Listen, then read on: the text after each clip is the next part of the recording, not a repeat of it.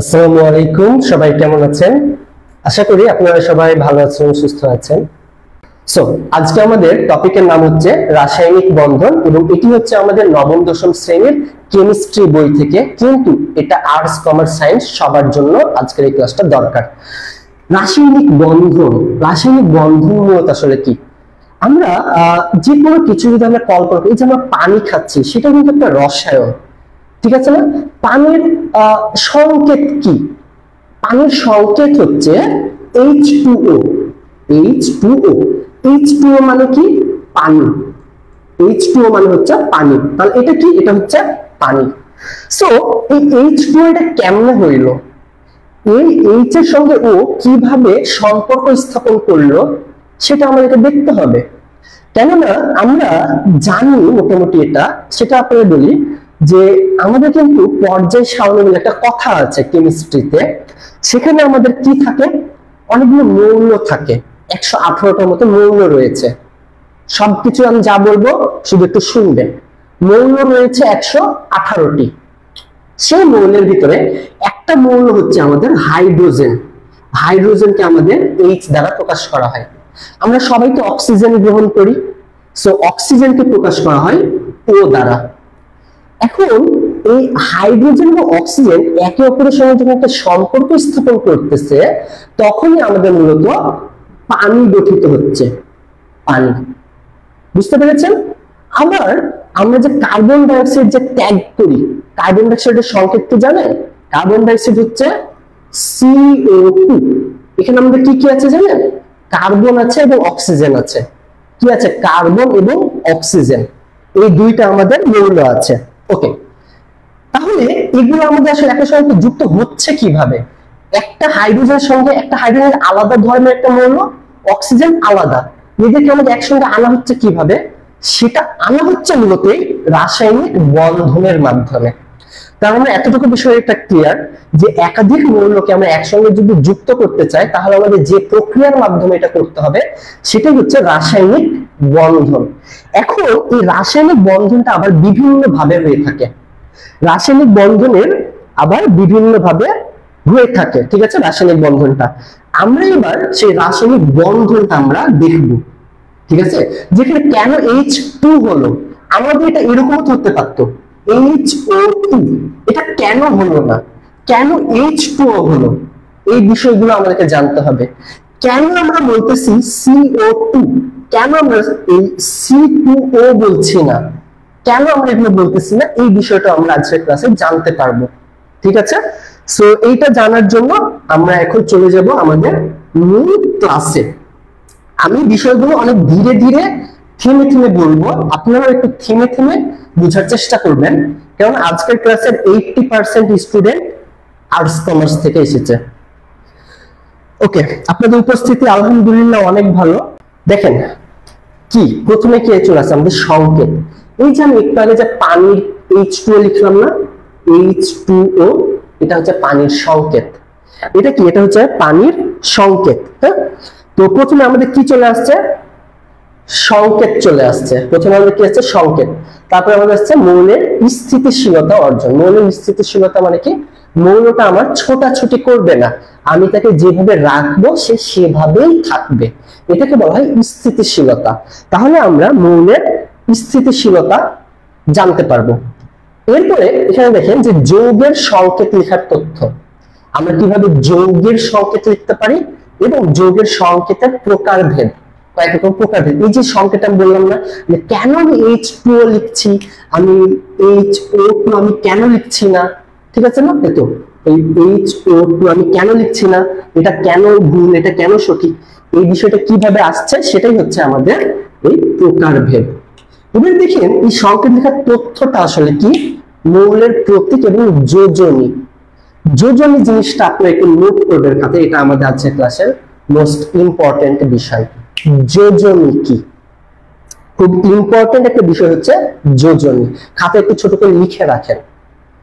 এরপরে আমরা আসছে যে যৌগমূলকের প্রতীক এবং যোজনী। এরপরে আমাদের আসছে আণবিক সংকেত কি এবং গাঠনিক সংকেত কি। আমাদের আণবিক সংকেত এবং গাঠনিক সংকেত দুটো একটু আলাদা। ওকে, আচ্ছা। এরপরে আমাদের এখানে আরেকটা বিষয় সেটা হচ্ছে যোজ্যতা ইলেকট্রন কি ও যোজনী কি, এই বিষয়টা আমরা আজকে জানবো, যে যোজ্যতা ইলেকট্রন এবং যোজনী। ঠিক আছে, মৌলের যোজনী জানবো এবং আমরা যৌগের যোজনী জানবো। যোজনী বিষয়টা হচ্ছে ইলেকট্রনের সঙ্গে সম্পর্কিত। আপনারা সবাই ইলেকট্রন প্রোটনের নাম শুনেছেন, ইলেকট্রন, তো সেই ইলেকট্রনের সঙ্গে সম্পর্ক হচ্ছে যোজনী। খুবই ইজি একটা বিষয়, প্যারা নেওয়ার কোনো কিছু নাই, খুবই সহজ। আচ্ছা, সো এরপর আমরা এখানে দেখবো যে বন্ধন। আমি বললাম না যে এই যে তারা যে একটা একটা সঙ্গে যুক্ত হচ্ছে, এটা বিভিন্ন ধরনের বন্ধন রয়েছে। সে বন্ধন হচ্ছে রাসায়নিক বন্ধন এবং যৌগ বন্ধন। এটার ভিতরে হচ্ছে আয়নিক বন্ধন, সমযোজী বন্ধন, ধাতব বন্ধন আছে, আর এটা আছে আয়নিক যৌগ, সমযোজী যৌগ। তাহলে আমরা কয় ধরনের বন্ধন দেখতে পাচ্ছি? আয়নিক বন্ধন আমরা দেখতে পাচ্ছি, এবং সমযোজী বন্ধন দেখতে পাচ্ছি, এবং ধাতব বন্ধন। চলেন শুরু করা যাক। দেখেন, প্রথমে আমাদের রাসায়নিক বন্ধনীতে চলে আসছে যোজ্যতা ইলেকট্রন। কোন মৌলের সর্বশেষ প্রধান শক্তি স্তরের মোট ইলেকট্রন সংখ্যাকে সেই মৌলের যোজনী ইলেকট্রন বা যোজ্যতা ইলেকট্রন বলা হয়। কোন মৌলের সর্বশেষ প্রধান শক্তি স্তরের মোট ইলেকট্রন সংখ্যাকে সেই মৌলের যোজনী ইলেকট্রন বা যোজ্যতা ইলেকট্রন বলা হয়। শেষ কক্ষপথকে যোজনী শেল বলা হয়। যোজনী ইলেকট্রন সংখ্যা হতে সহজে কোনো মৌলের যোজনী বের করা যায়। আচ্ছা, বিষয়টা দেখেন, আমরা এতক্ষণ যে পরিচিত সেটা হচ্ছে অক্সিজেন। আমরা অক্সিজেনের যদি চিত্র অঙ্কন করি তাহলে আমরা দেখতে পাবো হচ্ছে এই রকম। আমাদের এটা হচ্ছে অক্সিজেন, এটা হচ্ছে আমাদের অক্সিজেন, এরপরে এটা একটা কক্ষপথ, এটা একটা কক্ষপথ। আমরা সবাই জানি যে একটা মৌলের মাঝে থাকে হচ্ছে নিউক্লিয়াস, মাঝে থাকে কি নিউক্লিয়াস। এই নিউক্লিয়াসের ভেতরে থাকে ইলেকট্রন এবং প্রোটন। নিউক্লিয়াসে থাকে ইলেকট্রন এবং প্রোটন এবং নিউট্রন। নিউক্লিয়াসে থাকে প্রোটন এবং নিউট্রন, এবং এই চারিপাশে আমাদের ইলেকট্রন ঘুরতে থাকে। কি ঘুরতে থাকে? আমাদের ইলেকট্রন ঘুরতে থাকে। এখন কথা হলো যে এই যে ইলেকট্রন গুলো যে থাকে, এই ইলেকট্রন গুলো না একটা নিয়ম মেনে চলে। ইলেকট্রন গুলো একটা নিয়ম মেনে চলে। কি নিয়ম বলি? এদের একটা নিয়ম হচ্ছে, এই যে আমি প্রথমে যে সার্কেলটা অঙ্কন করলাম, এই সার্কেলের মধ্যে দুইটা ইলেকট্রন থাকতে পারবে। কয়টা ইলেকট্রন? দুইটা। এগুলো আমি আপনাদেরকে সহজ ভাষায় বুঝিয়ে দিচ্ছি। দেখেন, আমার প্রথম কক্ষপথে থাকবে দুইটা ইলেকট্রন। কয়টা থাকবে? দুইটা। মনে রাখতে হবে, যে কোনো মৌলের প্রথম কক্ষপথে ইলেকট্রন থাকে দুইটা, এবং দ্বিতীয় কক্ষপথে ইলেকট্রন থাকবে 8টা। কয়টা? 8টা ইলেকট্রন সর্বোচ্চ। প্রথম কক্ষপথে থাকবে দুইটা ইলেকট্রন, এবং দ্বিতীয় কক্ষপথে থাকবে, দেখেন এখানে প্রথম কক্ষপথে থাকবে দুইটা ইলেকট্রন, দ্বিতীয় কক্ষপথে থাকবে 8টা ইলেকট্রন। আমরা সকলে জানি যে অক্সিজেনের পারমাণবিক সংখ্যা হচ্ছে 8। যে পারমাণবিক সংখ্যা, তার মানে এখানে ইলেকট্রন আছে কয়টা জানেন? 8টা ইলেকট্রন। অক্সিজেনের ইলেকট্রন সংখ্যা কত? 8টা। তো 8টা ইলেকট্রন ভিতরে প্রথম কক্ষপথে কয়টা ইলেকট্রন থাকবে? দুইটা ইলেকট্রন। আর কয়টা ইলেকট্রন বাকি থাকলো? আর 6টা ইলেকট্রন বাকি থাকলো। তাহলে এই 6টা ইলেকট্রন থাকবে এই পরের কক্ষপথে। এখানে 1টা, 2টা, 3টা, 4টা, 5টা, 6টা। তাহলে আমাদের হয়ে গেল এইখানে 1টা, এখানে 1টা, 2টা, মানে এইখানে 1টা, এখানে 1টা, 2টা ইলেকট্রন। আর এটা থাকবে 1টা, 2টা, 3টা, 4টা, 5টা, 6টা। মোট আমাদের 6টা ইলেকট্রন থাকলো দ্বিতীয় কক্ষপথে। তাহলে কয়টা হলো? এখানে 2টা আর এই 6টা, মোট 8টা ইলেকট্রন আমাদের হয়ে গেল অক্সিজেনের। সো আমরা শেষ কক্ষপথে এখানে কয়টা ইলেকট্রন দেখতে পাচ্ছি? এটা আমাদের প্রথম কক্ষপথ, এটা হচ্ছে আমাদের শেষ কক্ষপথ। তাহলে শেষ কক্ষপথে এখানে ইলেকট্রন সংখ্যা কতটা দেওয়া আছে? 8টা ইলেকট্রন দেওয়া আছে। তাহলে এখানে দেখেন, 6টা ইলেকট্রন দেওয়া আছে। তাহলে অক্সিজেনের ইলেকট্রন বিন্যাসের সর্বশেষ কক্ষপথে আমরা 6টি ইলেকট্রন দেখতে পেলাম, এবং আমরা পটাশিয়ামের এখানে শেষ কক্ষপথে ইলেকট্রন আছে 1টি। তাহলে পটাশিয়ামের যোজ্যতা ইলেকট্রন 1টি এবং অক্সিজেনের যোজ্যতা ইলেকট্রন হচ্ছে 6টি। তাহলে যোজ্যতা ইলেকট্রন জাস্ট কিছুই না, আমাদের একটা মৌলের বা একটা পরমাণুর শেষ কক্ষপথে যে কয়টা ইলেকট্রন থাকবে সেটা তার যোজ্যতা ইলেকট্রন। সেটাই কি? তার যোজ্যতা ইলেকট্রন। দেখেন, আমরা এখানে পটাশিয়াম, আমরা পটাশিয়ামের জানি যে ইলেকট্রন বিন্যাস করলে আমরা মোট 19টা ইলেকট্রন পাবো। পটাশিয়ামের ইলেকট্রন সংখ্যা হচ্ছে 19টা, ঠিক আছে, 19টা। তাহলে পটাশিয়ামের প্রথম কক্ষপথে ইলেকট্রন কয়টা থাকবে? 2টা ইলেকট্রন থাকবে। দ্বিতীয় কক্ষপথে ইলেকট্রন থাকবে 8টা।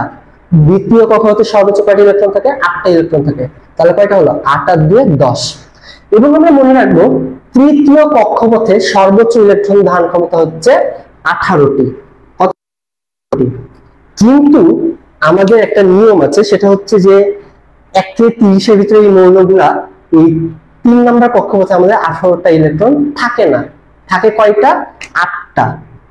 তাহলে আমাদের 2 নাম্বার কক্ষপথে ইলেকট্রন থাকবে 8টা, 3 নাম্বার কক্ষপথে আমাদের ইলেকট্রন থাকবে 8টা। তাহলে এখানে একটা বিষয় বুঝেন, আমাদের এখানে একটা ইলেকট্রন, এখানে একটা ইলেকট্রন, 2টা ইলেকট্রন আমাদের হয়ে গেল পটাশিয়ামের। এরপরে আমাদের 1টা 2টা 3টা 4টা 5টা 6টা 7টা 8টা, তাহলে মোট কয়টা হলো? আমাদের 10টা হয়ে গেল। পটাশিয়ামের মোট ইলেকট্রন আমরা জানি 19টা। আমরা 2টা কক্ষপথে 10টা ইলেকট্রন আমরা বসিয়ে দিয়েছি। আর কতগুলো ইলেকট্রন বাকি আছে? 9টা। 3 নম্বর কক্ষপথে আবার 8টা ইলেকট্রন হবে। 1টা 2টা 3টা 4টা 5টা 6টা 7টা 8টা, তাহলে কয়টা হলো? 10 আর 8 18টা ইলেকট্রন হয়ে গেল। আরেকটা ইলেকট্রন বাকি আছে, সেটা কয়টা? এই 19 নাম্বার ইলেকট্রন একটা বেশি আছে। তাহলে বলেন আপনারা আমাকে যে শেষ কক্ষপথে ইলেকট্রন আসলে কয়টা আছে? একটা ইলেকট্রন আছে না শেষ কক্ষপথে? তাই আমরা মনে রাখবো যে শেষ কক্ষপথে যে কয়টা ইলেকট্রন থাকবে সেটাই হচ্ছে সেই মৌলের যোগ্যতা ইলেকট্রন। যেমন এখানে অক্সিজেনের প্রথমে ছিল 2টা, তারপরে ছিল 6টা। তার মানে অক্সিজেনের শেষ কক্ষপথে ইলেকট্রন সংখ্যা হচ্ছে 6টি। তাই অক্সিজেনের যোগ্যতা ইলেকট্রন হচ্ছে 6। সোডিয়াম, সোডিয়ামের ইলেকট্রন বিন্যাস কত? 2 8 1। তার মানে সোডিয়ামের যোগ্যতা ইলেকট্রন হচ্ছে 1টি। এভাবে করে আমাদের অক্সিজেনের 6টি, তারপর হচ্ছে ফ্লোরিনের আমাদের 7টি। তাহলে এইভাবে করে আমাদের এখানে দেওয়া আছে, ঠিক আছে, ওকে। তাহলে কোন মৌলের সর্বশেষ কক্ষপথে ইলেকট্রন সংখ্যাকে কি বলা হয়? যোগ্যতা ইলেকট্রন।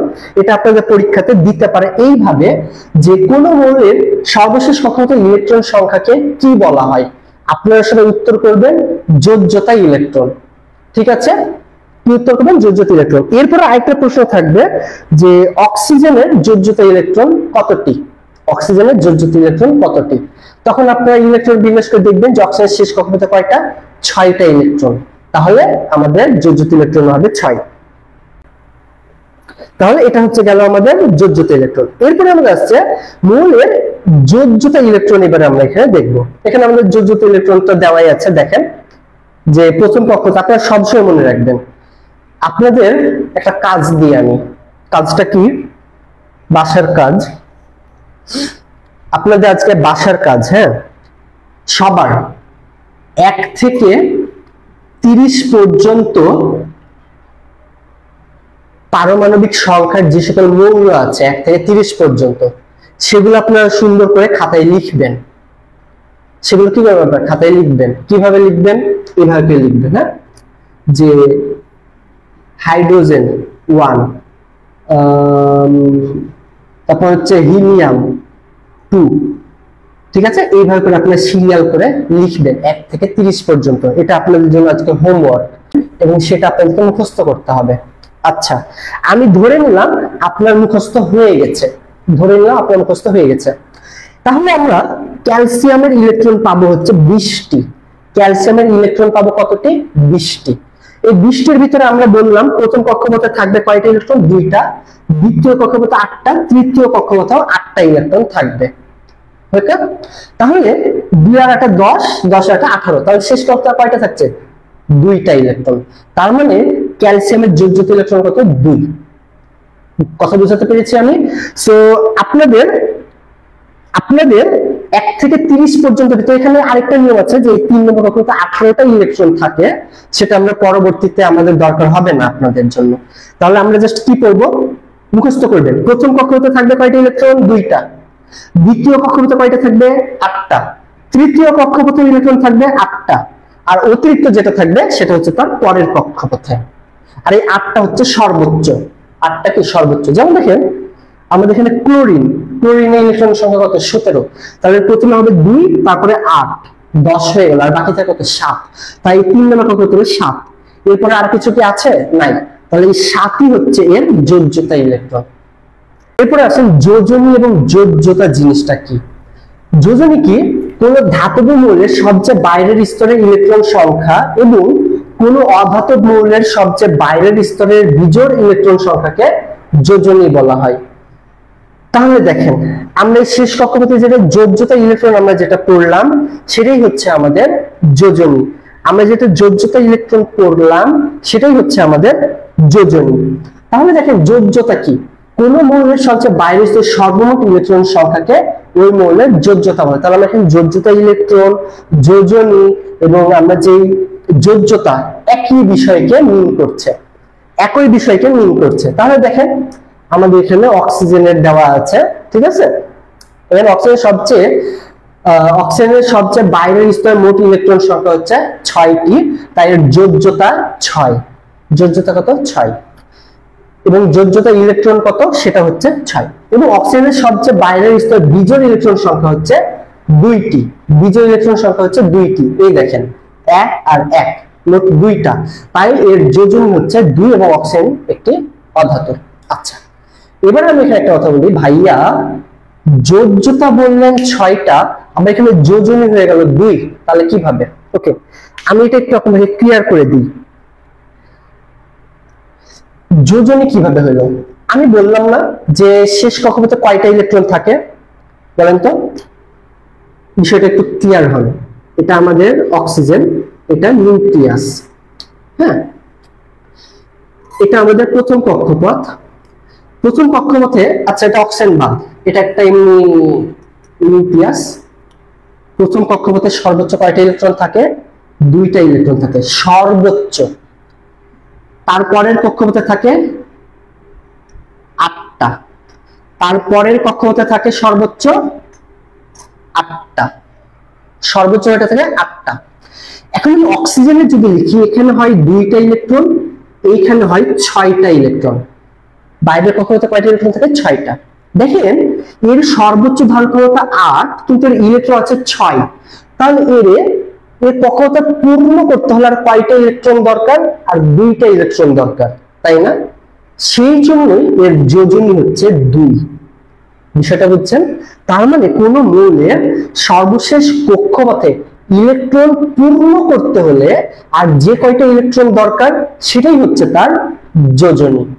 তাহলে এবার অক্সিজেনের যোজনী আমরা 2 কিভাবে বের করলাম, আপনি ক্লিয়ার? সো আপনি যোজ্যতা ইলেকট্রন যদি পেরে যান তাহলে আপনি যোজনীও পেরে যাবেন, কেননা আপনি জাস্ট এই 8 থেকে 6 মাইনাস করবেন, করে আপনার যে কয়টা ইলেকট্রন দরকার সেটাই হচ্ছে আপনার যোজনী। তাহলে যোজনী বিষয়টা পারবেন। আমরা যোজ্যতা ইলেকট্রন বুঝছি যে অক্সিজেনের প্রথম কক্ষপথে 2টা ইলেকট্রন থাকে, তারপরের কক্ষপথে থাকে 6টা ইলেকট্রন, মোট 8টা ইলেকট্রন। আর সর্বশেষ কক্ষপথে যেহেতু 6টা ইলেকট্রন থাকছে তাই 6 হচ্ছে এর যোজ্যতা ইলেকট্রন অক্সিজেনের। কিন্তু ওই 2 নম্বর কক্ষপথে সর্বোচ্চ ইলেকট্রনের ধারণ ক্ষমতা হচ্ছে 8টা, তাই এই 8টা পূর্ণ করতে হলে আর কয়টা ইলেকট্রন দরকার? অক্সিজেনের 2টা। শেষ কক্ষপথে আর কয়টা দরকার? 2টা, তাই এই 2 হচ্ছে তার যোজনী। 2 কি তার যোজনী। দেখেন আমরা একটা বিষয় মনে রাখবো যে অক্সিজেনের বা যে কোনো কিছুর 2 নম্বর কক্ষপথে ইলেকট্রন থাকে সর্বোচ্চ কয়টা? 8টা। প্রথম কক্ষপথে থাকে 2টা ইলেকট্রন, 2 নম্বর কক্ষপথে থাকে 8টা ইলেকট্রন। কিন্তু অক্সিজেনের 2 নম্বর কক্ষপথে আমরা দিতে পারছি 6টা ইলেকট্রন, তাহলে এর এই কক্ষপথটা পূর্ণ করতে হলে আর কয়টা ইলেকট্রন লাগবে? আর 2টা। সাপোজ আপনি আপনার ঘরে আছেন, আপনার ঘরে সাপোজ 8টা বই রাখা যাবে। কয়টা বই? 8টা, ঠিক আছে। সেখানে বই আছে আপনার 6টা, তাহলে সেখানে কয়টা বই লাগবে পূর্ণ হতে? আর 2টা লাগবে, তাহলে আপনার দরকার কয়টা? 2টা। আপনার যে কয়টা দরকার সেই ঘরটা পূর্ণ হতে সেটাই হচ্ছে আপনার যোজনী, সেটাই যোজনী। তাহলে কয়টা দরকার? 2টা। তাহলে এখানে আমাদের অক্সিজেনের হয়ে গেল। Okay fine. এবং আরেকটা বিষয় দেখেন, প্রথমে আমি কি বলেছিলাম যে H2O কিভাবে গঠিত হয়, তাই না? H2O, এখানে H এর নিচে 2 দেওয়া মানে কি জানেন? এখানে হাইড্রোজেন আছে 2টা, হাইড্রোজেন আছে দুইটা। কয়টা হাইড্রোজেন আছে আমাদের? দুইটা। ওকে, হাইড্রোজেনের ইলেকট্রন সংখ্যা কত জানেন? একটা ইলেকট্রন। হাইড্রোজেনের পারমাণবিক সংখ্যা কত? 1। তার মানে হাইড্রোজেনের ইলেকট্রন আছে কতটা? একটা। হাইড্রোজেন ইলেকট্রন কয়টা? একটা। আচ্ছা, তাহলে আমি কিন্তু দুইটা হাইড্রোজেন নিলাম, তাহলে কয়টা হাইড্রোজেন হলো? দুইটা হাইড্রোজেন। অক্সিজেনের শেষ কক্ষপথে কয়টা ইলেকট্রন দরকার?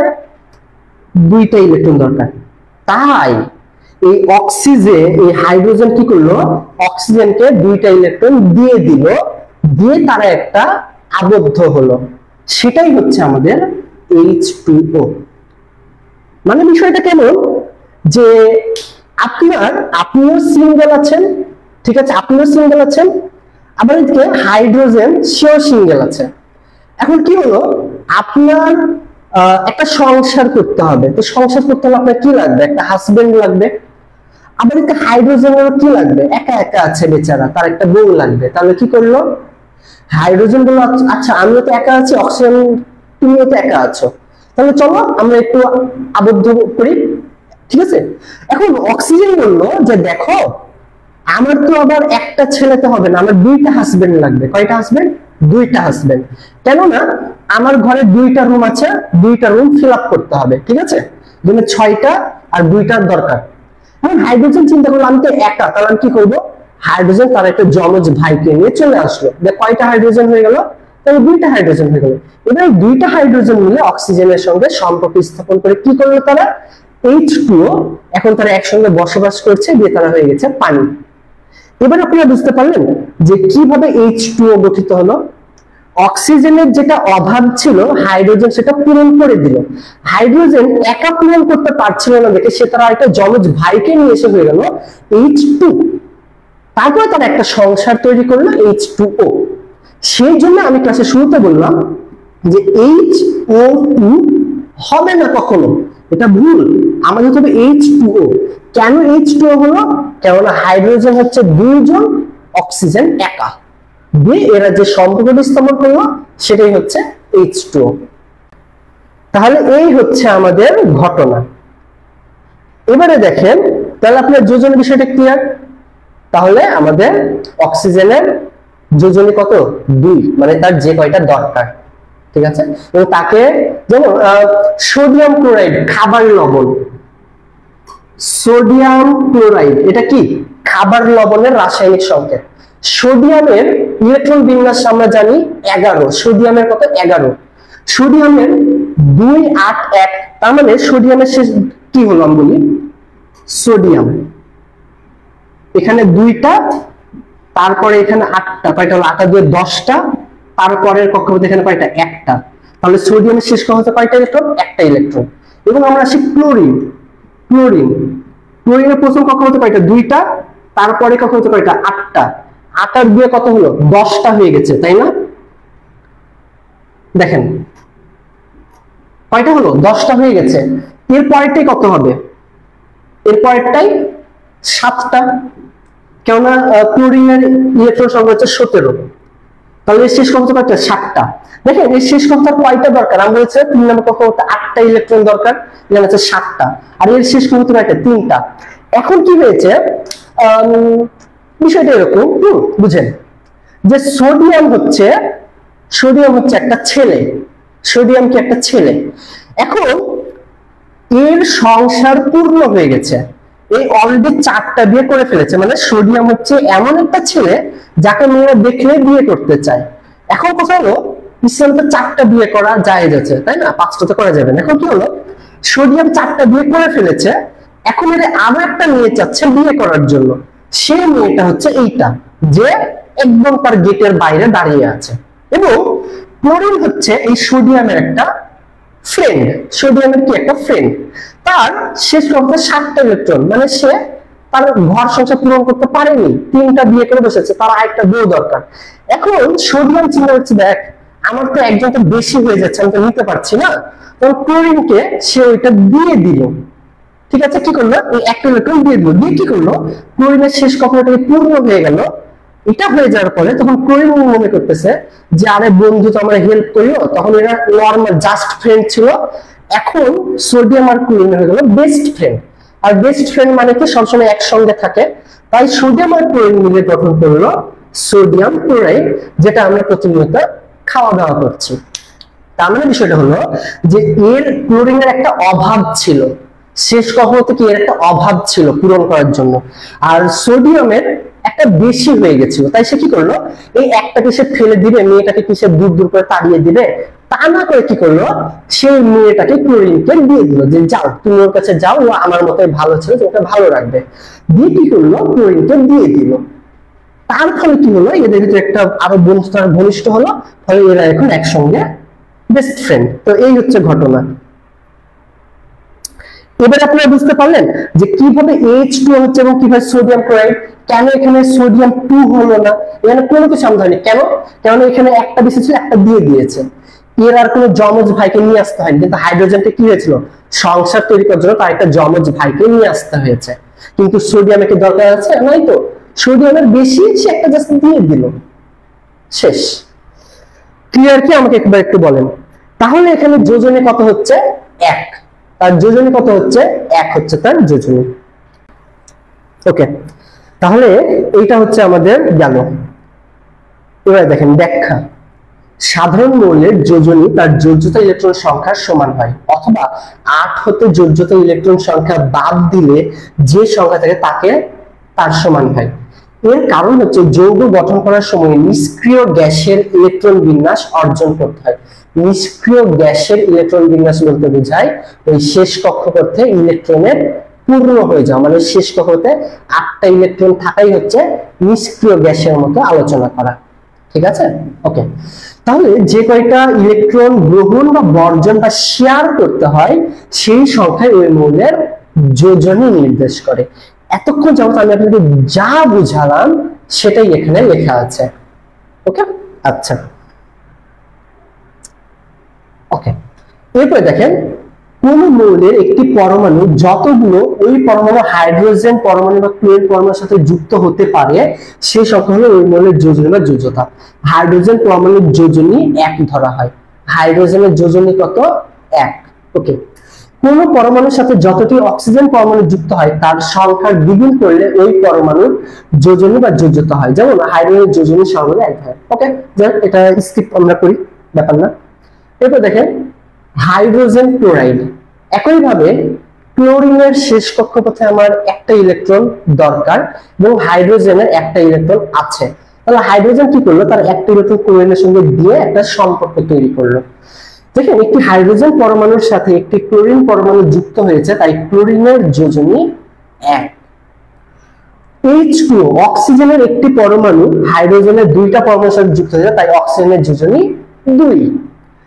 ক্যালসিয়াম অক্সাইড, ক্যালসিয়ামের একটি পরমাণু একটি অক্সিজেন পরমাণুর সাথে যুক্ত এবং অক্সিজেন পরমাণুর সংখ্যা 1, এই সংখ্যাকে দ্বিগুণ করলে 2, কাজে ক্যালসিয়ামের যোজনী 2।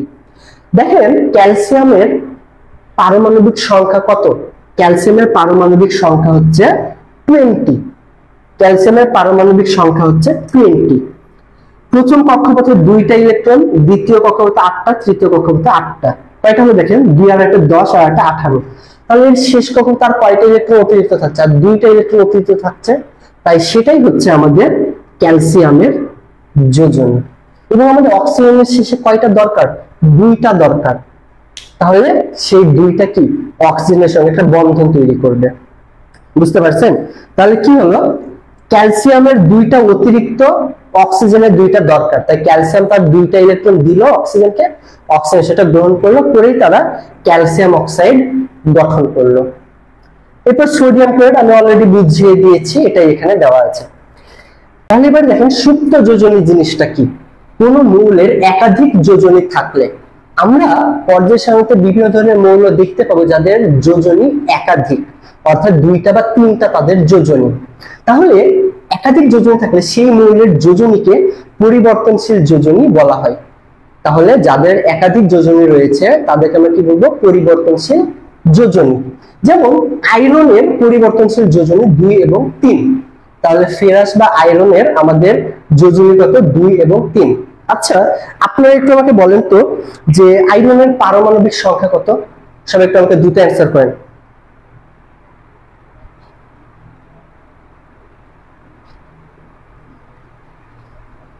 সবাই একটু দ্রুত উত্তর করেন যে আয়রন বা ফেরাসের আমাদের পারমাণবিক সংখ্যা কত, বলেন। সিনথিয়া আফরিন বলতেছে 26।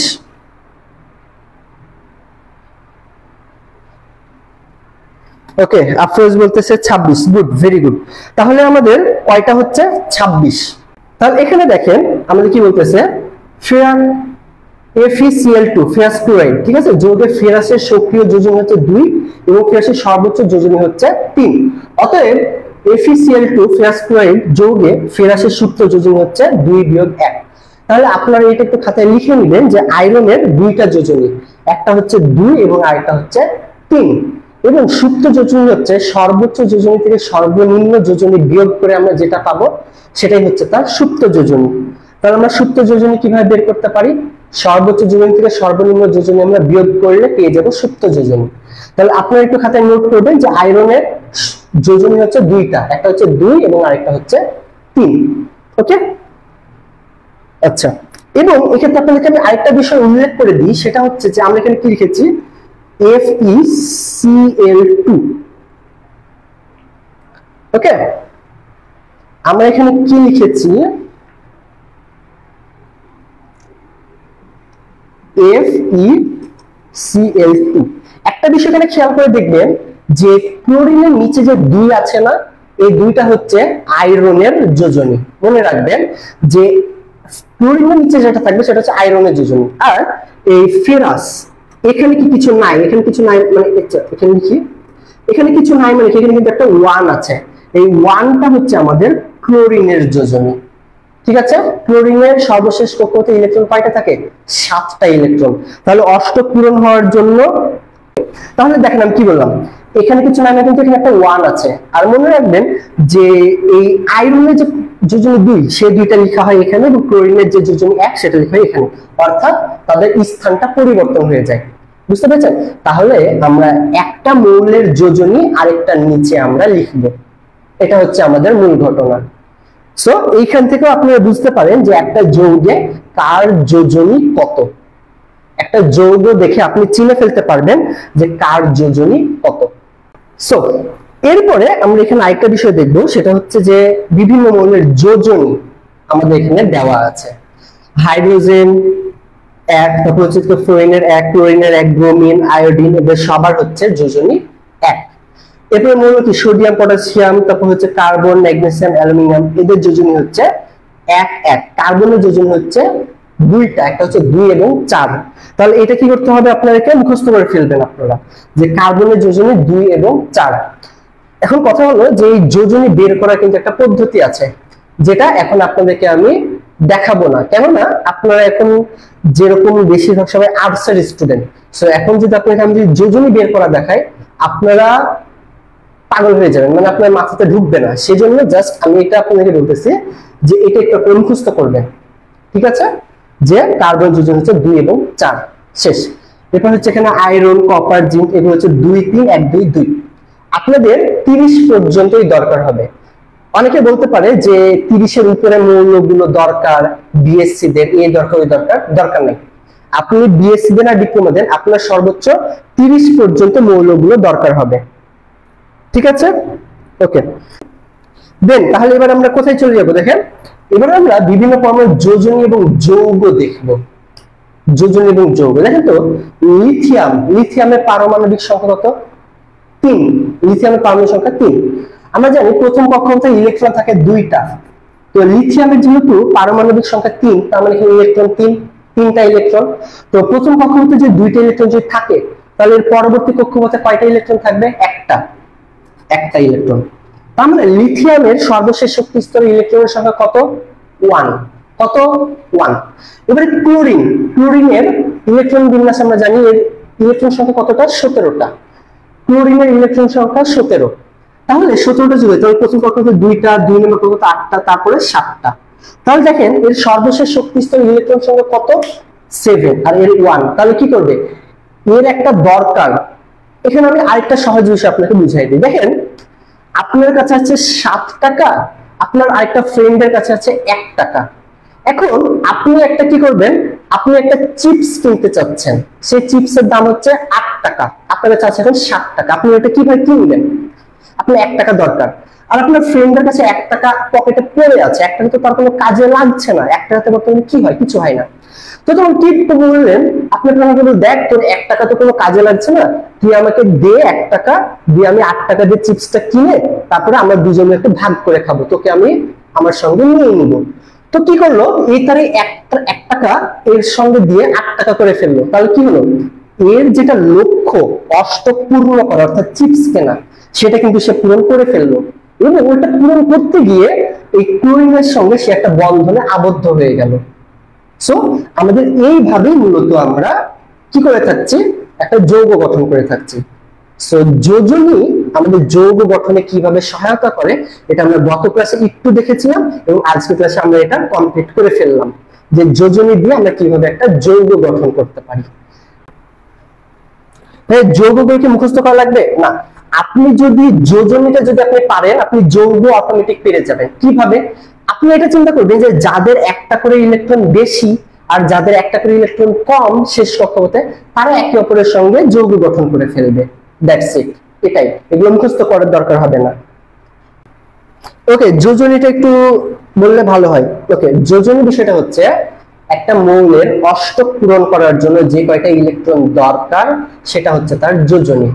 আমরা ইলেকট্রন বিন্যাস করতে গিয়ে দেখতে পেয়েছি ইলেকট্রন গুলো বিভিন্ন কক্ষপথে ঘুরতে থাকে, বিভিন্ন কক্ষপথে ঘুরতে থাকে। তো সেই কক্ষপথ গুলোকে আমরা 1 নম্বর কক্ষপথ, 2 নম্বর কক্ষপথ, 3 নম্বর কক্ষপথ আমরা এইভাবে করে বলতে পারি। এবং যে কোনো মৌলের ক্ষেত্রেই প্রথম কক্ষপথে ইলেকট্রন থাকে হচ্ছে সর্বোচ্চ 2টা। প্রথম কক্ষপথে 2টার বেশি থাকতে পারবে না। এবং দ্বিতীয় কক্ষপথে আমাদের সর্বোচ্চ ইলেকট্রন থাকবে 8টা, এখানে 8টার বেশি ইলেকট্রন থাকতে পারবে না। তৃতীয় কক্ষপথে আমাদের 18টা, তবে আমরা 30 যেহেতু আলোচনা করছি আমরা এখানে ধরে নিচ্ছি 8টা। আপনাদেরকে এখানে আমি 8টা দিয়ে বুঝাচ্ছি, হ্যাঁ, তবে এখানে 18টা সর্বোচ্চ, বাট 8টা ধরেন। এখন কথা হলো যে আমার এমন একটা মৌল যেখানে প্রথম কক্ষপথে তার 2টা ইলেকট্রন হয়ে গেছে এবং দ্বিতীয় কক্ষপথে তার ইলেকট্রন সংখ্যা 7টা। এখন তার 8টা ইলেকট্রন হয়, তার কয়টা ইলেকট্রন দরকার বলেন তো? সর্বোচ্চ ধারণ ক্ষমতা 8, কিন্তু তার এখানে হচ্ছে 7। তাহলে এখানে তার কয়টা দরকার? আর একটা ইলেকট্রন দরকার। অর্থাৎ এই 8টা ইলেকট্রন পূরণ হওয়ার জন্য তার যে কয়টা ইলেকট্রন দরকার সেটাই হচ্ছে তার যোজনী। শেষ। সো আপনার এই যোজনী বিষয়টা ক্লিয়ার হয়ে যাওয়ার কথা। দেন তাহলে দেখেন যে যোজনীর মাধ্যমে কিন্তু এরা কি করতেছে, একটা যৌগ গঠন করতেছে। আমি যেভাবে বলে দিয়েছি এগুলো একটু চিন্তা করবেন, তাহলে বুঝতে পারবেন। সাপোজ দেখেন, আমাদের এখানে কি বলেছিলাম যে ক্লোরিনের যোজনী কত? ক্লোরিনের যোজনী 1, তাই বলেছিলাম না? তাহলে দেখেন এইখানে ক্লোরিনের এখানে 1 আছে, ক্লোরিন যোজনী, এখানে ক্যালসিয়ামের যোজনী 2, তাই ক্যালসিয়ামের এখানে 2 লেখা আছে। ওকে, তাহলে আমাদের এগুলো কিন্তু আপনাকে মানে যৌগগুলো জাস্ট আমি চোখে দেখতে হবে, হ্যাঁ, যে কার সঙ্গে কে যুক্ত হচ্ছে। এবং এগুলো হচ্ছে আমাদের ধাতব পরমাণু দেওয়া, এবং তার নিচে আমরা এখানে দেখতে পাচ্ছি কিছু অধাতব পরমাণু এবং এদের যোজনী এবং তাদের যৌগ দেওয়া আছে। সো আপনারা এটা কিভাবে পড়বেন সেটা হচ্ছে এখন মূল কথা। অনেক স্টুডেন্ট ক্লাসে আমি যেটা বলছি বুঝতে পারছে, কিন্তু কথা ভাইয়া বাসায় আমি কিভাবে পড়বো সেটা আমি একটু বলে দিই। দেখেন, আপনি এটা কিভাবে পড়বেন, আপনি এইভাবে পড়বেন, আপনি এখানে এই মৌলগুলো পড়বেন এবং এটা আপনি যোজনীগুলো মুখস্থ করবেন। শেষ। আপনি পড়বেন যে ক্যালসিয়ামের যোজনী 2, ঠিক আছে, এনাফ। এরপরে আমরা এখানে যে বিষয়টা দেখবো সেটা হচ্ছে কি, যে যৌগমূলক ও তাদের যোজনী। ঠিক আছে, আমরা এখানে কি দেখবো, দেখেন যৌগমূলক এবং তার যোজনী, অর্থাৎ বিভিন্ন যৌগের আমরা এবার কিভাবে যোজনীটা দেখতে পারি।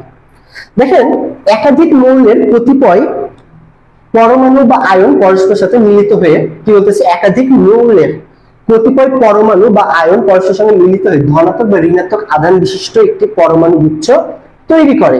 ওকে, একটি মৌলের আয়নের ন্যায় আচরণ করে এই ধরনের পরমাণু গুচ্ছকে যৌগমূলক বলা হয়। মানে নরমালি যেটা, যে 2টা মৌল একটা একটার সঙ্গে যেটা যুক্ত হচ্ছে সেটাই হচ্ছে যৌগ। অর্থাৎ এতক্ষণ ধরে আমরা যেটা দেখে আসছিলাম, হ্যাঁ, যে এই সোডিয়াম এবং ক্লোরিন যুক্ত সোডিয়াম ক্লোরাইড, এগুলো হচ্ছে যৌগ। That's it. এতটুকুই।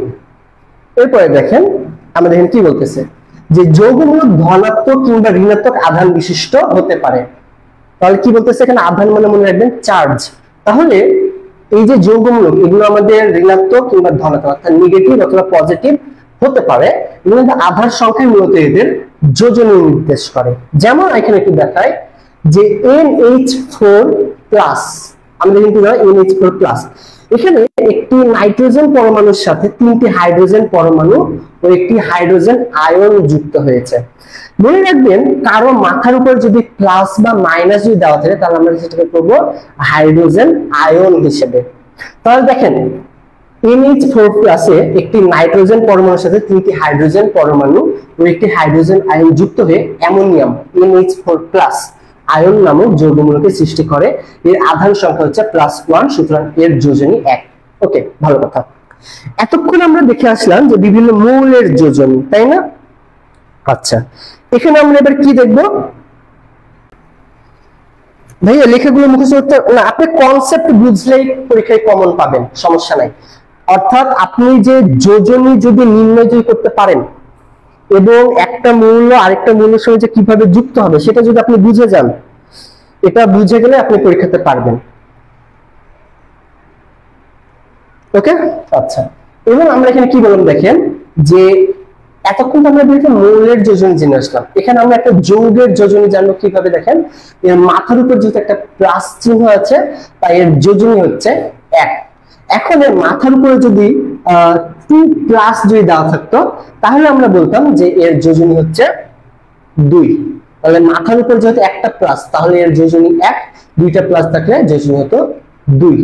তাহলে বুঝতে পেরেছেন এখানে আমাদের কি ঘটেছে। সো একটা যৌগ দেখে এবার আপনি বুঝতে পারবেন যে তার যোজনী কত।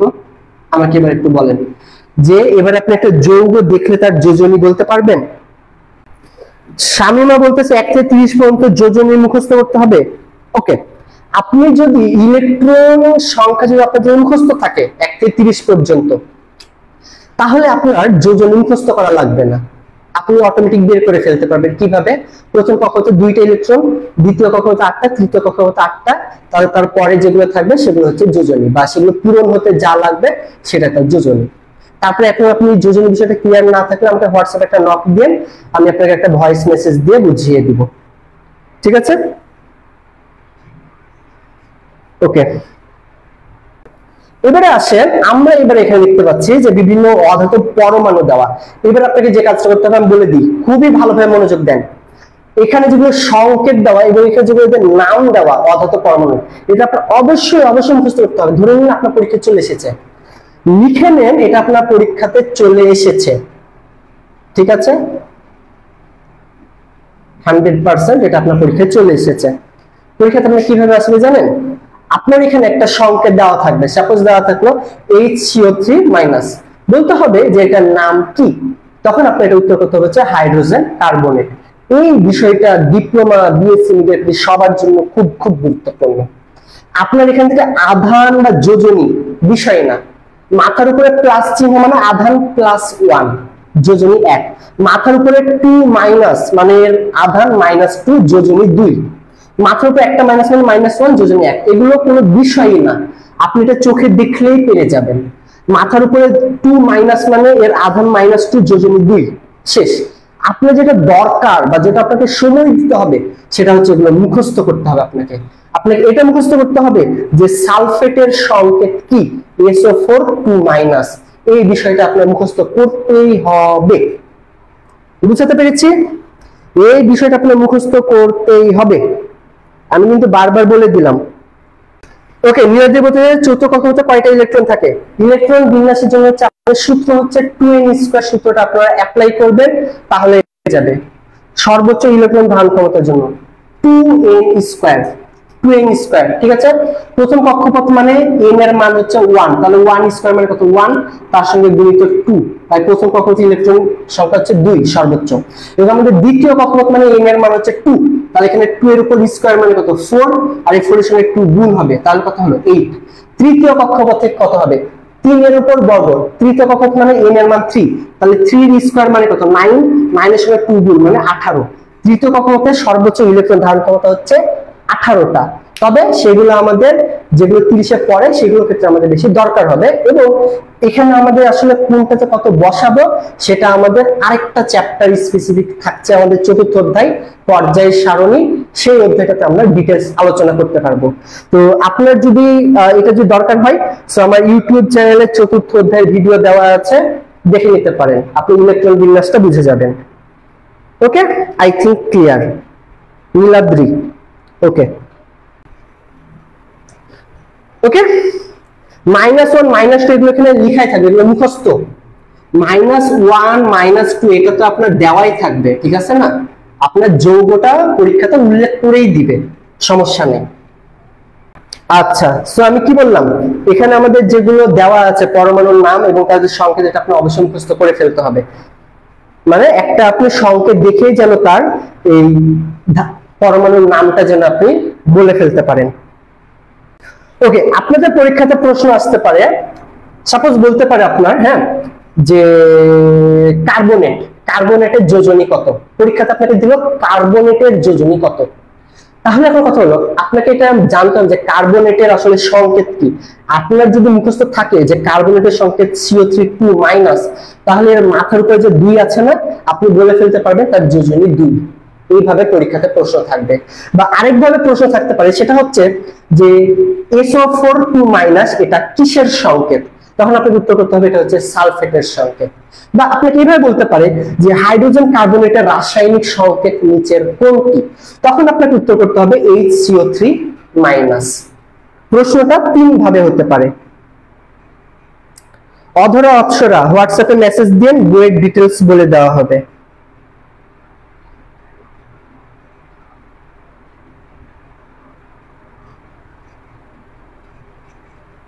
তাহলে এখন আপনারা বুঝতে পেরেছেন প্রশ্ন কিভাবে হবে। আপনাকে এইভাবে বলতে পারে যে হাইড্রোজেন কার্বনেটের রাসায়নিক সংকেত নিচের কোনটি, এটা উত্তর করতে হবে। বা বলতে পারে যে HCO3- এটা কিসের রাসায়নিক সংকেত, তখন এটা উত্তর করতে হবে। অথবা আপনাকে যদি বলা হয় হাইড্রোজেন কার্বনেটের আপনার যোজনী কত, তখন আপনাকে এটা মনে রাখতে হবে যে হাইড্রোজেন কার্বনেটের সংকেত কি, সংকেত HCO3-।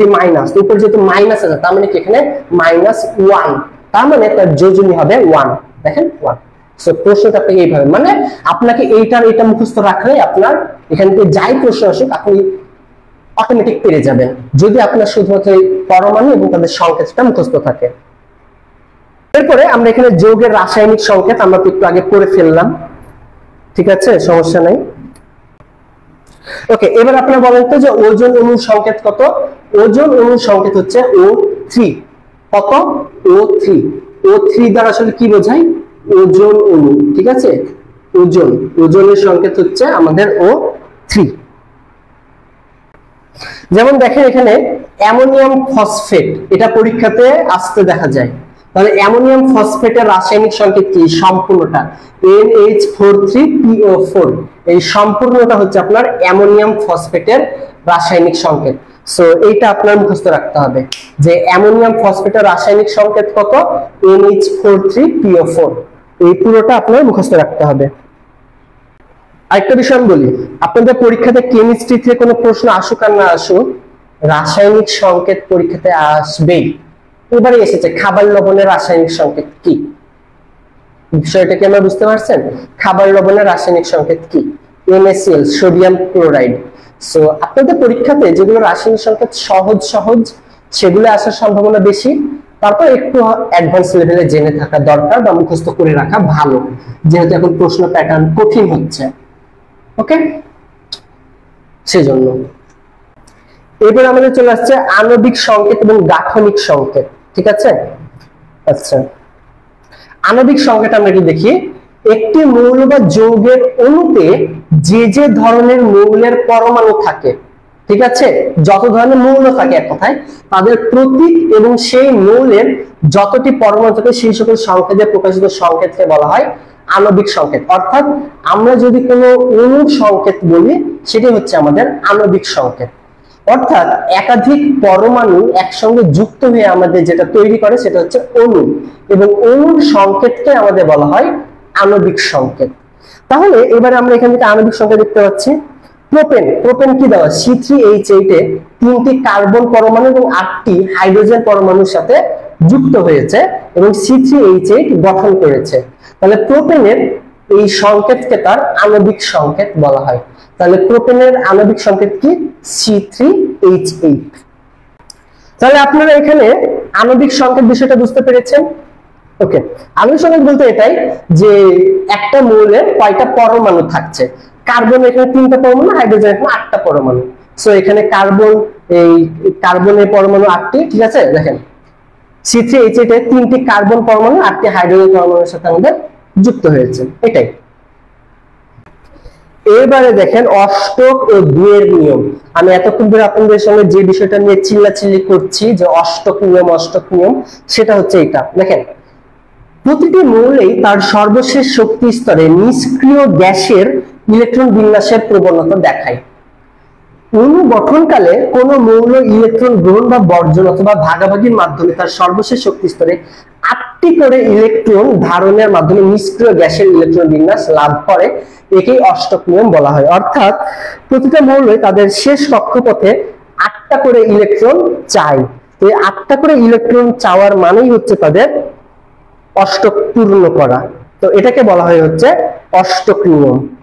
বিষয়টা হলো যে কোনো মৌল তার শেষ কক্ষপথে 8টা ইলেকট্রন চায়, ঠিক আছে। এই 8টা ইলেকট্রন পূরণ হওয়ার যে নিয়ম সেটাকে বলা হয় অষ্টক নিয়ম। অষ্টক মানে 8। তো কোন মৌলের শেষ কক্ষপথে 8টা ইলেকট্রন পূর্ণ হওয়ার যে প্রবণতা বা যে ইচ্ছা, সেটাই হচ্ছে অষ্টক নিয়ম বলা হয়। ওকে, এবারে দেখেন হিলিয়াম ছাড়া সকল নিষ্ক্রিয় গ্যাসের ইলেকট্রন বিন্যাসের সর্বশেষ শক্তি স্তরে 8টি করে ইলেকট্রন বিদ্যমান। কেন হিলিয়াম বাদে? কারণ হিলিয়ামের পারমাণবিক সংখ্যা হচ্ছে 2। হিলিয়ামের কত? 2। আর এর প্রথম কক্ষপথে যখন আমি 2টা ইলেকট্রন দিচ্ছি, এর কক্ষপথ পূর্ণ হয়ে যাচ্ছে, সেজন্য হিলিয়ামের অষ্টক নিয়ম মানার কোনো দরকার হয় না। তাহলে হিলিয়ামের প্রথম কক্ষপথেই তার পূরণ হয়ে যাচ্ছে, তার সে অল্পতে সন্তুষ্ট থাকে। সে যখন 2টা ইলেকট্রন হয়ে গেছে তার প্রথম ঘরে, সে সন্তুষ্ট, তার আর দরকার নাই। সো তার অষ্টক নিয়মেরও দরকার নাই। পর্যায়সারণী 1 থেকে 20 পর্যন্ত মৌলগুলো অষ্টক নিয়ম ভালোভাবে অনুসরণ করে। 1 থেকে 20 পর্যন্ত ভালোভাবে অষ্টক নিয়ম অনুসরণ করে। তার পরের গুলো একটু ব্যতিক্রম আছে। এবার আমি আপনাদেরকে সেই ব্যতিক্রমটা বলে দিব। এরপরে আসেন কি বলতেছে অষ্টক নিয়মের ব্যতিক্রম। SF4, তারপর PCl5, BF3, Li অর্থাৎ লিথিয়াম ফ্লোরাইড, উক্ত যৌগগুলো অষ্টক নিয়ম মেনে চলে না, ঠিক আছে। SF4 অষ্টক নিয়ম না মানার কারণ সালফারের কত? 16 ইলেকট্রন বিন্যাস করলো, ফ্লোরিনের 9 ইলেকট্রন আমরা বিন্যাস করলাম। আমরা দেখতে পাচ্ছি ফ্লোরিনের শেষ কক্ষপথে ইলেকট্রন সংখ্যা হচ্ছে কত? 7। এই দেখেন এখানে 2 আর এদিকে 5, মোট কয়টা? 7, ঠিক আছে না? কয়টা? 7। ওকে, এরপরে সালফারের কত শেষ কক্ষপথে? এদিকে 2টা, এদিকে 6টা, 8টা হয়ে গেল। তারপর এদিকে 4 আর 2 6, তার মানে শেষ কক্ষপথে কয়টা ইলেকট্রন? 6টা ইলেকট্রন, ঠিক আছে। এর ইলেকট্রন 7টা, ওর ইলেকট্রন 6টা। তারপরে কিন্তু এরা বন্ধনে আবদ্ধ হয়েছে। তো এটা হচ্ছে মূল কারণ। এদের কিছু ব্যতিক্রম রয়েছে এগুলো।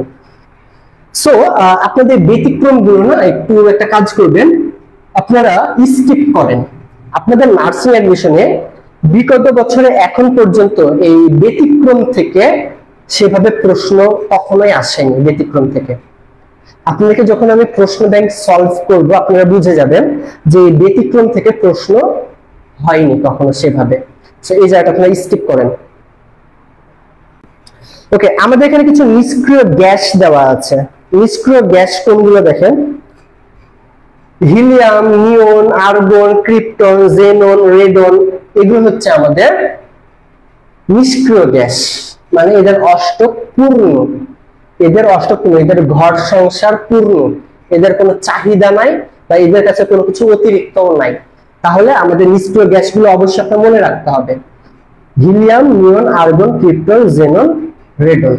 এবং আমি আরেকটা বিষয় বলি, আমাদের চতুর্থতে পর্যায় সারণী যখন আপনাদেরকে আমি নেক্সটে করাবো, আপনি ওখানে ডিটেইলস জেনে যাবেন এগুলো। তাহলে আরেকটা বিষয় বলি যে রাসায়নিক বন্ধন গঠনের মূল কারণ কি?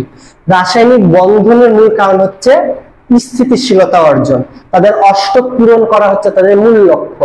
আর এই অষ্টক পূরণ করার জন্য মূলত তারা একটা বন্ধনে আবদ্ধ হয়, সেটা আমি বারবার অলরেডি বলে এসেছি। ওকে, তো মূল কারণটা আশা করি আপনারা ক্লিয়ার। ওকে, এবারে ক্যাটায়ন কি বলতেছে, ধনাত্মক চার্জ যুক্ত পরমাণুকে, ধনাত্মক চার্জ যুক্ত পরমাণুকে কি বলা হয় ক্যাটায়ন, এবং ঋণাত্মক চার্জ যুক্ত পরমাণুকে বলা হয় অ্যানায়ন। তাহলে ধনাত্মক চার্জ যুক্ত পরমাণু কি হবে ক্যাটায়ন, ধনাত্মক চার্জ যুক্ত পরমাণু কি হবে ক্যাটায়ন, এবং যেগুলো নেগেটিভ চার্জ সেগুলোকে আমরা বলবো হচ্ছে অ্যানায়ন, সেগুলোকে আমরা কি বলবো অ্যানায়ন বলবো। ওকে, এবং আরেকটা বিষয় আমি বলি, কেউ যখন ইলেকট্রন দান করবে, দেখেন একটা কথা, আপনি সাপোজ একজন দানশীল ব্যক্তি, বা সাপোজ আপনি এমন একটা মেয়ে যে কিনা রাস্তায় কোনো ভিক্ষুক বা কোনো গরিব মানুষ দেখলে টাকা পয়সা ব্যাগে রাখতে পারে না, বের করে দিয়ে দেন, তাহলে কি হলো, আপনার কাছে যেটা আছে সেটা যদি আপনি কাউকে দিয়ে দেন, তাহলে আপনার মনে মনে একটা শান্তি অনুভব করেন না, একটু প্লিজড ফিল করেন না, লোকজন আপনাকে দয়ালু বলবে না, অবশ্যই বলবে। আর এই যে বিষয়গুলো যে আপনার সঙ্গে ঘটছে, আপনাকে মানুষ দয়ালু বলছে, আপনি মনে যে একটা শান্তি অনুভব করছেন, এগুলো কি পজিটিভ রিভিউ না, এগুলো কি একটা পজিটিভ দিক না? তো পজিটিভ মানে কি প্লাস। সো আপনি কাউকে টাকা দিয়ে যেমন নিজে পজিটিভ ফিল করেন, ঠিক তেমন কেউ যদি কাউকে ইলেকট্রন যদি দিয়ে দেয় তাহলে সেও পজিটিভ ফিল করে এবং তার মাথার উপর একটা প্লাস চিহ্ন দিয়ে দেওয়া হয়। দেখেন লিথিয়ামের ইলেকট্রন সংখ্যা কত, 3 না, এর শেষ সংখ্যা কয়টা, একটা ইলেকট্রন না, এই একটা ইলেকট্রন তো দিয়ে দিবে না, দিয়ে দিল, তো এই যদি একটা ইলেকট্রন যদি দিয়ে দেয় তাহলে কি হলো, এর আমরা সবাই বুঝতে পারি যে একজন দানশীল ব্যক্তি, তার মাথার উপর একটা প্লাস ট্যাগ বসিয়ে দেওয়া হয়। কেউ যদি 2টা ইলেকট্রন দিয়ে দেয় তাহলে তার মাথার উপরে +2 বসিয়ে দেওয়া হয়, মানে বোঝানো হয় যে এই ব্যক্তিটা একটা ইলেকট্রন দিয়েছে বা 2টা ইলেকট্রন দিয়েছে। তাহলে মনে রাখবেন, কেউ যখন কাউকে ইলেকট্রন দিয়ে দেয় তখন তার মাথার উপরে একটা পজিটিভ আয়ন যুক্ত হয়। কি যুক্ত হয়? পজিটিভ আয়ন যুক্ত হয়। এবং দেখেন যে কেউ যখন কারো কাছ থেকে যখন কিছু নেয় তখন কি সে ঋণী হয়ে যায় না? সাপোজ আপনার বান্ধবী আপনার কাছে টাকা ধার নিয়েছে, তাহলে সে আপনার কাছে ঋণী না? ঋণী তো অবশ্যই। তো ঋণী মানে কি, একটু আমরা নেগেটিভ একটু চিন্তা আমরা করি, আমরা কারো যখন ধার চাইতেও যাই, আমরা একটু লজ্জা বোধ করি না যে আমরা এভাবে একটু চাইবো জিনিসটা তার কাছে, তখন আপনি লজ্জা বোধ করছেন, মানে কিন্তু একটা নেগেটিভ বিষয়। তার হচ্ছে কোনো কিছু চাওয়া, ধার চাওয়া বা এনিথিং, কিন্তু একটা নেগেটিভ দিক আমরা মিন করি। তো নেগেটিভ মানে হচ্ছে মাইনাস। সো আপনি কার কাছ থেকে কোনো কিছু যদি ধার নেন তাহলে আপনি হয়ে যাবে তার কাছে ঋণী, আর ঋণী মানে হচ্ছে মাইনাস। সো কেউ যদি ইলেকট্রন যদি গ্রহণ করে তাহলে তার মাথার উপরে কি চিহ্ন হবে? মাইনাস চিহ্ন হবে। কি চিহ্ন হবে? মাইনাস চিহ্ন। যেমন ক্লোরিন যদি একটা ইলেকট্রন যদি গ্রহণ করে তাহলে তার মাথার উপরে কি হবে? Chlorine minus. কি হবে? ক্লোরিন মাইনাস হবে। বুঝছেন? কি হবে বলেন? ক্লোরিন মাইনাস হবে। তাহলে আমরা এখানে কি লিখবো? Chlorine minus. তাহলে আমি মাইনাস চিহ্নটা বুঝতে পারবো কি, যে ক্লোরিন একটা ইলেকট্রন গ্রহণ করেছে। ঠিক আছে, ক্লিয়ার? এবার দেখেন যে সকল মৌলের শেষ শক্তি স্তর অষ্টক অপেক্ষা সাধারণত 1টা 2টা বা 3টা ইলেকট্রন কম, তারা সেই সময় ইলেকট্রন গ্রহণ করে সহজে নিষ্ক্রিয় গ্যাসের মতো হতে পারে। হ্যাঁ, তাই তাদেরকে আমরা বলতে পারি যে অ্যানায়ন। তাদেরকে কি বলা হয়? অ্যানায়ন বলা হয়, কারণ তারা ইলেকট্রন গ্রহণ করতেছে। বুঝতে পারছেন? ওকে, সো বিষয়গুলো আমি যা যা পড়িয়েছি পরীক্ষাতে আপনারা তাই তাই পেয়ে যাবেন। আয়নিক বন্ধন বা তড়িৎযোজী বন্ধন। আয়নিক বন্ধনের অপর নাম হচ্ছে তড়িৎযোজী বন্ধন, অবশ্যই মনে থাকবে। এরপর সংজ্ঞা, ইলেকট্রন আদান প্রদানের মাধ্যমে গঠিত ক্যাটায়ন ও অ্যানায়ন সমূহ যে স্থির বৈদ্যুতিক আকর্ষণ বল দ্বারা যুক্ত থাকে তাকে আয়নিক বন্ধন বলে। তাহলে এখানে কি বলতেছে দেখেন, আদান প্রদানের মাধ্যমে মানে দেওয়া নেওয়ার মাধ্যমে যে ক্যাটায়ন এবং অ্যানায়ন অর্থাৎ ধনাত্মক এবং ঋণাত্মক যে স্থির বৈদ্যুতিক আকর্ষণ বল একজন আরেকজনের সঙ্গে যে আকর্ষণ বল যে তৈরি করে সেটা হচ্ছে আয়নিক বন্ধন। তাকে আমরা বলে থাকি আয়নিক বন্ধন। ব্যাখ্যা, ধাতুগুলোর আয়নীকরণ শক্তির মান অনেক কম হয়। তাহলে মনে রাখবেন আয়নীকরণ শক্তির মান কাদের কম হয়? ধাতুর। তাহলে এটা মনে রাখবেন, ধাতুগুলোর আয়নীকরণ শক্তির মান অনেক কম। তাহলে ধাতুর আয়নীকরণ শক্তির মান কেমন? কম। ধাতুর আয়নীকরণ শক্তির মান কেমন? অনেক কম। এরা অতি সহজে সর্বশেষ শক্তি স্তরের এক বা একাধিক ইলেকট্রন ত্যাগ করে ধনাত্মক আয়ন বা ক্যাটায়নে পরিণত হয়। তাহলে মনে রাখবেন যারা ধাতু তারা খুব সহজে ইলেকট্রন ত্যাগ করে ধনাত্মক আয়নে পরিণত হয়। যারা ধাতু তারা খুব সহজে ইলেকট্রন ত্যাগ করে ধনাত্মক আয়নে পরিণত হয়। ওকে, এরপরে আমাদের আসছে যে অধাতুর আয়নীকরণ শক্তির মান বেশি হয়। তাহলে আমাদের কি বলতেছে, ধাতুর আয়নীকরণ শক্তির মান কম, ধাতুর আয়নীকরণ শক্তির মান কম এবং এরা সহজে কি করতে পারে, ইলেকট্রন ত্যাগ করতে পারে। এবং যারা অধাতু তারা কি করছে, তাহলে হচ্ছে আয়নীকরণ শক্তির মান বেশি, আয়নীকরণ শক্তির মান বেশি, ইলেকট্রন গ্রহণ করে ঋণাত্মক আয়ন তথা অ্যানায়নে পরিণত হয়। ঠিক আছে, ওকে। এইভাবে সৃষ্ট বিপরীত আধান বিশিষ্ট ক্যাটায়ন ও অ্যানায়নের মধ্যে স্থির বৈদ্যুতিক আকর্ষণ বল কাজ করে, আর এই বলের মাধ্যমে তারা একে অপরের সাথে যুক্ত থাকে। এটা হচ্ছে আয়নিক বন্ধন। যেমন ম্যাগনেসিয়াম অক্সাইড, দেখেন অক্সিজেনের ইলেকট্রন কয়টা দরকার, বুঝেন কয়টা ইলেকট্রন তার দরকার, শেষ কক্ষপথে দুইটা ইলেকট্রন দরকার না? বলেন অক্সিজেনের কয়টা ইলেকট্রন দরকার, দুইটা ইলেকট্রন দরকার। এবং ম্যাগনেসিয়াম, ঠিক আছে,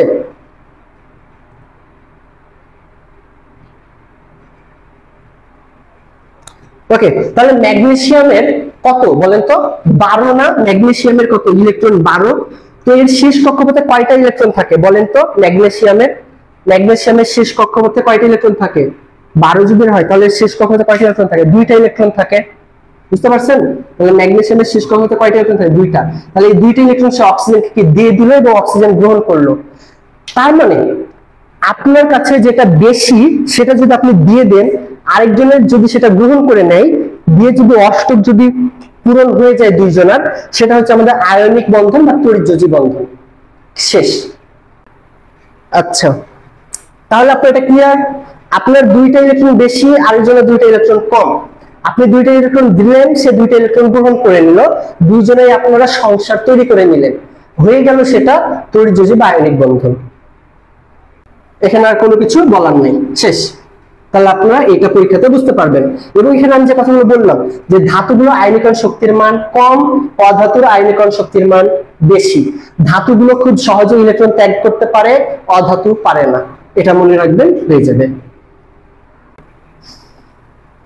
এরপরে আমাদের আসছে সমযোজী বন্ধন জিনিসটা কি। দেখেন সমযোজী বন্ধন, পরমাণুর সর্বশেষ শক্তি স্তরে স্থায়ী ইলেকট্রন বিন্যাস লাভের জন্য ইলেকট্রন শেয়ারের মাধ্যমে বন্ধন গঠিত হয়, একে সমযোজী বন্ধন বলা হয়। সমযোজী বন্ধনে পরমাণু সমূহ ইলেকট্রন শেয়ার করে তাদের এই শেয়ারকৃত ইলেকট্রন উভয় নিউক্লিয়াসের মধ্যবর্তী স্থানে পরিভ্রমণ করে এবং উভয় পরমাণু কার্যকরভাবে নিষ্ক্রিয় গ্যাসের ইলেকট্রন বিন্যাস অর্জন করে শেয়ার করা ইলেকট্রন উভয় নিউক্লিয়াসের মধ্যবর্তী স্থানে পরিভ্রমণ করার ফলে পরমাণু দুটি পরস্পরের সাথে সমযোজী বন্ধন তৈরি করে। তাহলে সমযোজী বন্ধনটা মনে রাখবেন যে সর্বশেষ শক্তি স্তরে স্থায়ী ইলেকট্রন বিন্যাস লাভের জন্য ইলেকট্রন শেয়ার করার মাধ্যমে যে বন্ধন আবদ্ধ হয় সেটা হচ্ছে তাদের সমযোজী বন্ধন। যেমন আমরা এখানে একটু এক্সাম্পল দেখব।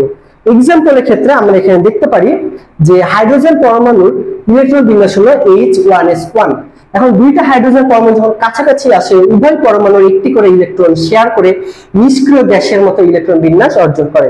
যেমন দেখেন এইখানে কি হচ্ছে, এই দিলে একটা ইলেকট্রন, এই দিলে একটা ইলেকট্রন, দিয়ে কি হলো, H2 হয়ে গেল। তাহলে এটাকে আমরা বলবো হচ্ছে সমযোজী বন্ধন। ওকে, তাহলে বিষয়টা আপনি বুঝতে পেরেছেন? দেখেন, অর্থাৎ সর্বশেষ শক্তি স্তরে দুইটি ইলেকট্রন গঠন করে সমযোজী বন্ধনের মাধ্যমে যুক্ত থাকে। অর্থাৎ একটা হাইড্রোজেন তারও কি শেষে একটা দরকার, আরেকটা হাইড্রোজেনের দরকার। তাই দুইটা হাইড্রোজেন একে অন্যকে বলছে আসো তুমি আমারটা না আমি তোমারটা নেই, একসঙ্গে আমরা যুক্ত হই। দেন এরা দুইজনে কি হচ্ছে, যুক্ত হয়ে যাচ্ছে। অর্থাৎ যাদের দুইজনেরই অভাব, ঠিক আছে, সেই অভাবকে তারা পূরণ করে ফেললো, সেটাই হচ্ছে তাদের সমযোজী বন্ধন। এবার আমরা একটু দেখবো পার্থক্য বৈশিষ্ট্য। আয়নিক যৌগের ধনাত্মক ও ঋণাত্মক আধান থাকে, ইয়াদের পরস্পরের দুর্বলভাবে আবদ্ধ থাকে। আয়নিক যৌগে এরূপ অসংখ্য ধনাত্মক ও ঋণাত্মক আধান পরস্পরের কাছে থেকে ত্রিমাত্রিক ভাবে সুবিন্যস্ত হয়ে একটি স্ফটিক তৈরি করে, এতে তাদের আন্তরিক আকর্ষণ বল অনেক বেশি হয়। এগুলো আপনারা দরকার নেই, স্কিপ করবেন, ঠিক আছে, ওকে। আচ্ছা, এবং এক্ষেত্রে আমরা একটা বিষয় বলি যে আয়নিক এবং সমযোজী বন্ধনের যে বৈশিষ্ট্য না, এগুলো একটু পড়বেন, স্কিপ করার দরকার নাই, একটু পড়ে রাখবেন, ঠিক আছে। আয়নিক এবং সমযোজী বন্ধনের যে বৈশিষ্ট্য বৈশিষ্ট্যগুলো এখানে যেগুলো দেওয়া, এগুলো একটু আপনারা পড়বেন। কেউ কোথাও না বুঝতে পারলে মানে মেসেজ দিয়ে জিজ্ঞাসা করে নেবেন। এরপরে দ্রাব্যতা বা দ্রবণীয়তা, এটাও আপনারা রিডিং দিয়ে নেবেন। এখানে আমি আর কিছু বলতেছি না, এগুলো আপনারা নিজেরা পড়লে আশা করি বুঝতে পারবেন। আর না বুঝতে পারলে জিজ্ঞাসা করবেন, বলে দেওয়া হবে। আর এখানে যেগুলো দেওয়া আছে চিত্র, এগুলো আপনাদের দরকার নেই। আপনাদের নার্সিং এর চিত্র ভিত্তিক কোনো কোয়েশ্চেন হবে না। এরপর বিদ্যুৎ পরিবাহিতা, এটাও দেখে নেবেন, সমযোজী যৌগ দেখে নেবেন। এরপর আমাদের ধাতব বন্ধন, ধাতব বন্ধনটা কি বলছে দেখেন, যে ধাতুর পরমাণু সমূহ যে আকর্ষণ বল দ্বারা পরস্পরের সাথে যুক্ত থাকে তাকে ধাতব বন্ধন বলা হয়।